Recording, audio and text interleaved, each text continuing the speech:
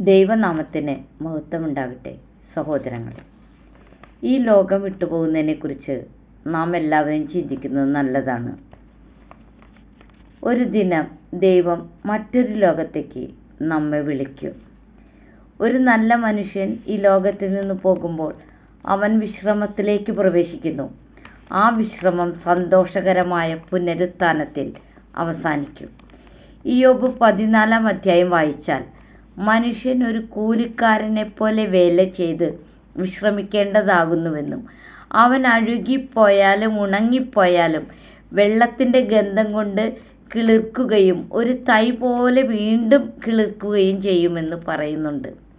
മനുഷ്യൻ മരിച്ചാൽ വീണ്ടും ജീവിക്കുമോ എന്ന ചോദ്യത്തിന് ഉത്തരം പറയുന്നത്, അങ്ങ് വിളിക്കും, ഞാൻ അവിടത്തോട് ഉത്തരം പറയും, അങ്ങയുടെ കൈവേലയോട് അങ്ങയ്ക്ക് താല്പര്യമുണ്ടാകും എന്നും പറയുന്നുണ്ട്.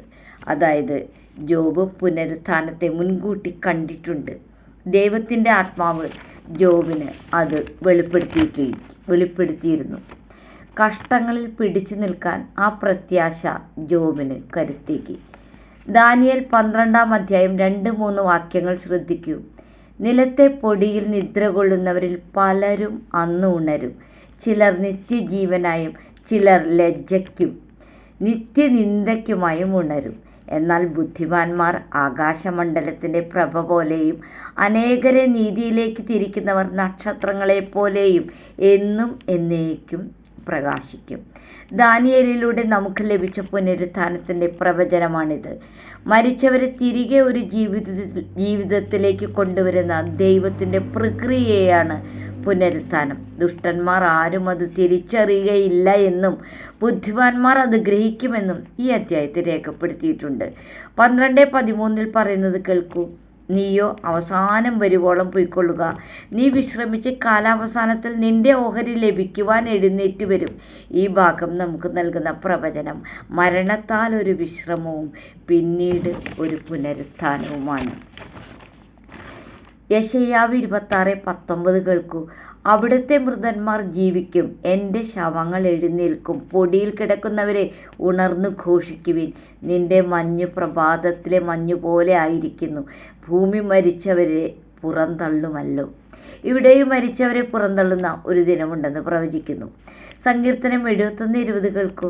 അനവധി കഷ്ടങ്ങളും അനർത്ഥങ്ങളും ഞങ്ങളെ കാണുമാറാക്കിയവനെ അവിടുന്ന് ഞങ്ങളെ വീണ്ടും ജീവിപ്പിക്കും. ഭൂമിയുടെ ആഴങ്ങളിൽ നിന്ന് ഞങ്ങളെ തിരികെ കയറ്റും. ഈ വാക്യങ്ങളിൽ നിന്ന് സങ്കീർത്തനക്കാരനും പുനരുത്ഥാനത്തെക്കുറിച്ച് ഉറപ്പുണ്ട്. ഈ പ്രവചനങ്ങളെല്ലാം തന്നെ മനുഷ്യനെ മരിച്ച് അവസാനിക്കുകയല്ല, ഒരു പുനരുത്ഥാനമുണ്ടെന്ന് നമുക്ക് ഉറപ്പ് നൽകുന്നു. ഈ പ്രവചനങ്ങൾക്ക് ശേഷം യേശു ഭൂമിയിൽ വന്നു, മരിച്ചു, പുനരുത്ഥാനം നടന്നു. മത്തായി 28:6 ഇങ്ങനെ പറയുന്നു, ശ്രദ്ധിക്കൂ. യേശു ഇവിടെയില്ല, താൻ പറഞ്ഞതുപോലെ ഉയർത്തെഴുന്നേറ്റു. അവൻ കിടന്ന സ്ഥലം കാൺമീൻ. കല്ലറയിൽ യേശുവിനെ അന്വേഷിക്കുന്ന സ്ത്രീകളോട് ദൂതൻ പറയുന്നതാണ് ഈ വചനങ്ങൾ. റോമർ 8:11 അതുപോലെ നാം ഉയർക്കുമെന്ന് പറയുന്നുണ്ട്. കേൾക്കൂ. യേശുവിനെ മരിച്ചവരിൽ നിന്ന് ഉയർപ്പിച്ചവൻ്റെ ആത്മാവ് നിങ്ങളിൽ വസിക്കുന്നുവെങ്കിൽ ക്രിസ്തു യേശുവിനെ മരണത്തിൽ നിന്ന് ഉയർപ്പിച്ചവൻ നിങ്ങളിൽ വസിക്കുന്ന തൻ്റെ ആത്മാവിനെ കൊണ്ട് നിങ്ങളുടെ മർത്യ ശരീരങ്ങളെയും ജീവിപ്പിക്കും. അത് എന്നാണെന്ന് 1 തെസ്സലോനിക്കർ 4:16-17 പറയുന്നു. അതുകൂടെ ഒന്ന് കേൾക്കൂ. കർത്താവ് തൻ ഗംഭീരനാദത്തോടും പ്രധാന ദൂതൻ്റെ ശബ്ദത്തോടും ദൈവത്തിൻ്റെ കാഹളത്തോടും കൂടെ സ്വർഗത്തിൽ നിന്ന് ഇറങ്ങി വരികയും ക്രിസ്തുവിൽ മരിച്ചവർ മുമ്പേ ഉയർത്തെഴുന്നേൽക്കുകയും ചെയ്യും. പിന്നെ ജീവിച്ചിരിക്കുന്നവരായ നാം മുമ്പേ ഉയർത്തെഴുന്നേറ്റവരോട് ഒരുമിച്ച് കർത്താവിനെ എതിരേൽക്കുവാൻ മേഘങ്ങളിൽ എടുക്കപ്പെടും.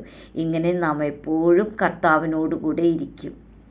അതിനാൽ സഹോദരങ്ങളെ, യേശു ഉയർത്തെഴുന്നേറ്റ പോലെ നാം ഒരു ദിനം ഉയർത്തെഴുന്നേൽക്കും. അതിനായി നമുക്ക് കാത്തിരിക്കാം.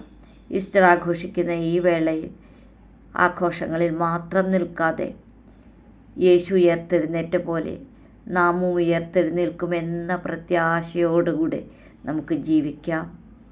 അതിനായി കാത്തിരിക്കാം. ഈ വചനങ്ങൾ സ്വീകരിക്കാൻ പരിശുദ്ധാത്മാവ് സഹായിക്കട്ടെ.